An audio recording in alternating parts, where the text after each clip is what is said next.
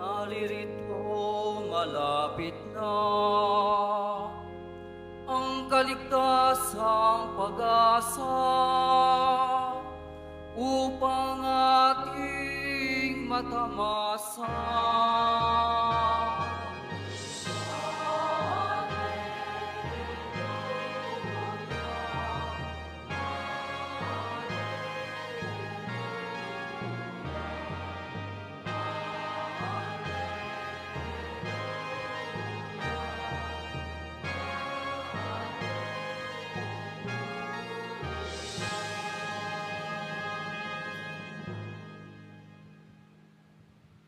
Sumainyo ang Panginoon. At sumaiyo rin. Ang mabuting balita ng Panginoon ayon kay San Lucas. Papuri sa iyo, Panginoon.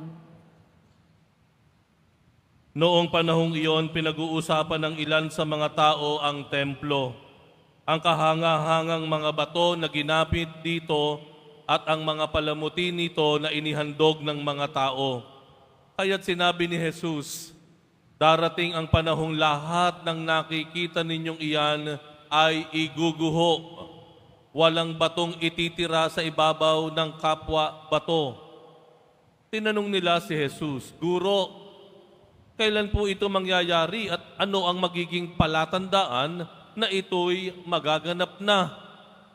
Sumagot siya, mag-ingat kayo at nang hindi mailigaw ni numan, sapagkat marami ang darating sa aking pangalan na magsasabi, ako ang Mesiyas, at dumating na ang panahon. Huwag kayong susunod sa kanila, huwag kayong mabagabag kung makabalita kayo ng mga digmaan at mga himagsikan. Dapat mangyari ang mga ito, ngunit hindi darating karaka-raka ang wakas. At sinabi pa niya, makikipagdigma ang bansa laban sa kapwa bansa at ang kaharian sa kapwa kaharian. Magkakaroon ng malalakas na lindol, magkakagutom at magkakasalot sa iba't ibang dako. May lilitaw na mga kakilakilabot na bagay at mga kagilagilalas na tanda buhat sa langit. Ngunit bago mangyari ang lahat ng ito, darakpin kayo at uusigin. Kayo'y dadalhin sa mga sinagoga upang litisin at ipabilanggo. At dahil sa akin ay ihaharap kayo sa mga hari at mga gobernador. Ito ang pagkakataon ninyo upang magpatotoo tungkol sa akin. Ipanatag ninyo ang inyong kalooban, huwag kayong mababalisa tungkol sa pagtatanggol sa inyong sarili, sapagkat bibigyan ko kayo ng katalinuhan at ng pananalitang hindi kayang tutulan o pabulaanan ng sino man sa inyong mga kaaway. Ipagkakanulo kayo ng inyong mga magulang, mga kapatid, mga kamag-anak, at mga kaibigan, at ipapapatay ang ilan sa inyo. Kapopuotan kayo ng lahat dahil sa akin. Ngunit hindi mawawala ni isang hibla ng inyong buhok. Sa inyong pagtitiis ay tatamuhin ninyo ang buhay na walang hanggan.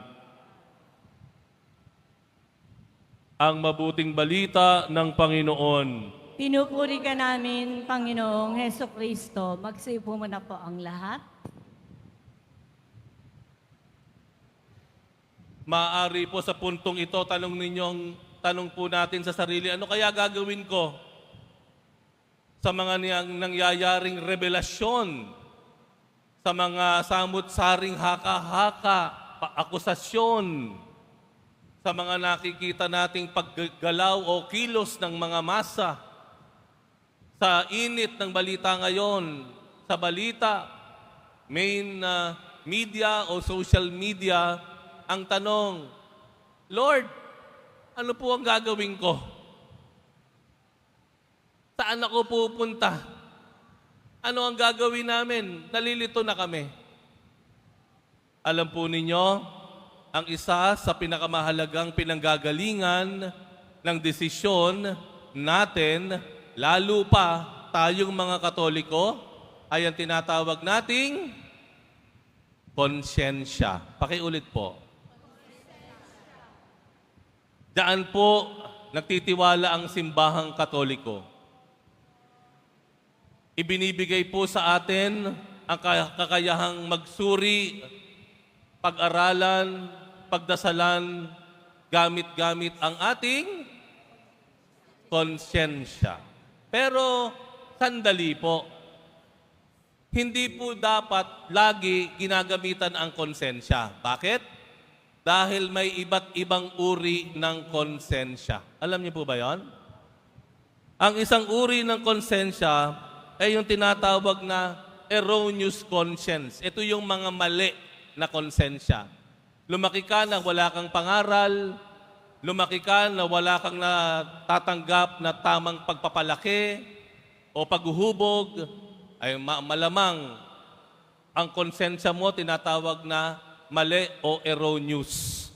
Mali ang iyong sukatan, pamantayan, kaya hindi mo gagamitin ang konsensyang erroneous sa paggawa ng desisyon.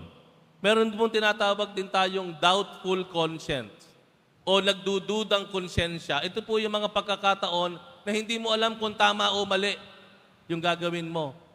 Duda ka doubtful. Ang sabi natin, kapag ang konsensya mo ay duda, huwag kang gagalaw. Huwag kang kikilos.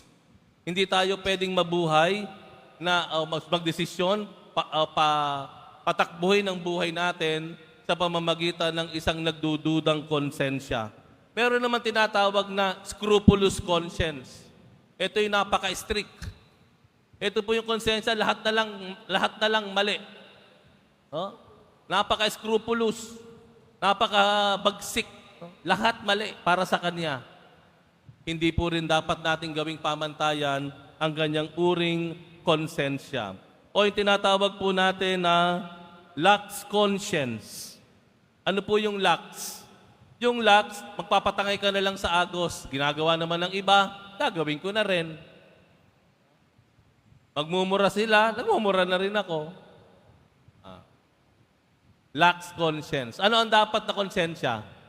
Kung mali itong mga nabanggit ko, yung tinatawag po natin ito na correct conscience. Tamang konsyensya. Ito po ay bunga ng sapat na pag-aaral o sapat na pagtanggap ng mabuting balita. Yung tamang paghuhubog habang ika'y lumalaki, pangangaral, pagsubaybay, gabay. Kaya sa bandang huli, lumalaki ka na mayroon kang tinatawag na correct conscience. Pakiulit po. Now, babasahin ko po ngayon ang liham pastoral ng ama ng Arkidiocese ng Maynila.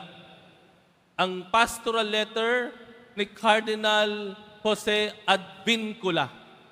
Ito po ay isang paraan para turuan, hubugin, alamin, suriin at gawing tama ang ating konsyensya sa pamamagitan ng tamang katuruan. Amen? Inaanyayahan ko po kayo na makinig po tayo ng maigi dahil ito po ang ating homilya sa linggong ito. Ang titulo po, panawagan upang maging mapagmatyag, mahinahon at mapanuri. Ginamit po ang unang sulat ni San Pablo sa Thessalonica. Tayo'y manatiling gising, maging mapagmatyag at mahinahon tayo. Maging mahinahon tayo na suot ang baluti ng pananampalataya at pag-ibig at ang helmet ng pag-asa ng kaligtasan. Minamahal kong bayan ng Diyos sa Arkidiocese ng Maynila. Sa ating bansa ay kasalukuyang nasa lilim ng isang masidhing krisis na moral at espiritual na sinugatan ng mga suliranin ng korupsyon at kawalan ng tiwala sa mga institusyon. Sa gitna ng mga hamong ito, tayo, ang bayan ng Diyos, ay palagi ang binabaha ng napakaraming impormasyon galing sa iba't ibang pinagmumulan, lalo na sa social media. Ang walang humpay na pagdaloy ng mga mensaheng ito ay maaaring magdulot ng kalituhan, pagkakabahabahagi at paghina ng ating moral na patnubay at direksyon kung hindi tayo magiging mapagmatiyag. Sa mga malalaking pagtitipon at pampublikong talakayan, huwag nating hayaang manaig ang damdamin sa malinaw na katwiran. Dapat tayong laging manindigan sa batas at iwasan ang anumang panawagan para sa mga hakbang na lumilihis at sumasalungat sa saligang batas. Ang ating katapatan ay dapat ilaan sa ating bansa at sa mga prinsipyong demokratiko nito, hindi sa sinumang tao at lalo nang hindi sa ibang makasariling hangarin. Bilang inyong pastol, hinihimo ko kayong maging matalino, mapanuri, at may malinaw na pag-unawa sa pagtanggap at pagpapalaganap ng impormasyon. Ang salot ng kasinungalingan at maling impormasyon na tinawag ng ilan na pandemya ng kasinungalingan ay maaaring puminsala sa ating kakayahang mabatid ang katotohanan at kabutihan. Tungkulin natin bilang mga Kristiyano na suriin ang bawat impormasyon na ating tinatanggap at iwasang ipakalat ng anumang hindi pa nasusuri at napapatunayan. Gawin nating pamantayan ang katotohanan. Sa mga nasa sandatahang lakas, kapulisan, at lahat ng lingkod bayan, nananawagan ako na manatili kayong tapat sa inyong sinumpaang tungkulin sa watawat at sa ating bayan. Hindi sa sinumang personalidad. Napakahalaga ng inyong katapatan sa konstitusyon para sa katatagan at dangal ng ating republika. Ang mga hamon na ating kinakaharap ay nangangailangang hindi lamang na praktikal na mga solusyon, kung hindi ng malalim na tugong espiritual. Nakikiusap ako na siyasatin natin ang ating budhi. Baguhin ang pamumuhay at mamuhay ayon sa kalooban ng Diyos.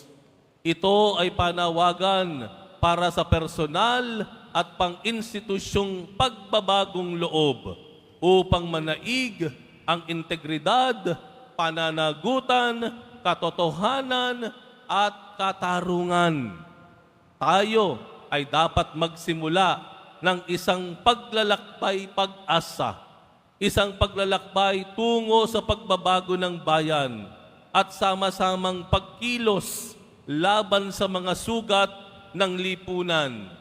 Nakikiisa tayo sa panawagan ng Catholic Bishops' Conference of the Philippines o CBCP para sa patuloy na pagsusumamo ng awa at pagbabagong loob sa pamamagitan ng panalangin at konkretong pagkilos para sa kabutihang panlahat.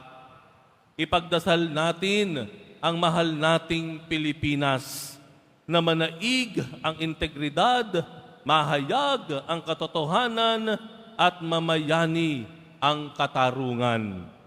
Naway, ipanalangin tayo ng mahal na Birheng Maria na ipinaglihing walang sala, patrona ng Arkidiyocesis ng Maynila, at gabayan tayo sa paglalakbay tungo sa isang higit na makatarungan at mapayapang lipunan. Jose Cardinal Advincula, Arsobispo ng Maynila. Ito po ay makukuha natin ang kopya. Ito ay online. Patuloy po nating pagnilayan at pagdasalan. Gamitin para itama ang ating konsensya, para maging tama ang ating pagkilos o gawa.